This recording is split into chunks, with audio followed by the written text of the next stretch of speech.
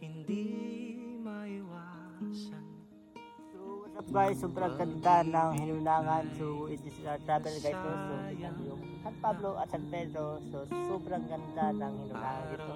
So pinsa lang tayo makapunta ng mga ganitong spot. At ito yung mga paborito kong spot guys, no? Yung ganitong tanawin, yung ganitong tanawin. Ang overview mo, madaling magkita mo lahat yung isang municipality. Kasi nga Lord guys, no? Maiisip natin na gaano kaganda ang ginawa ang nasa itaas. Grabe. Ganitong view, ganitong lugar, ganitong spot.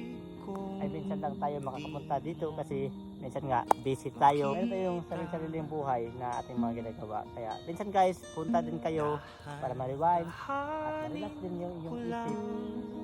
Makita ng mga ganitong grabe. Ganda. Hindi mo kalain na meron pala ganito sa Hinunangan. So yung hinahanap natin sa ibang lugar, why not punta kayo sa ganitong spot sa Hinunangan.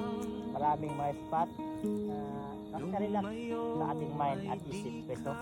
So yun, ang ganda.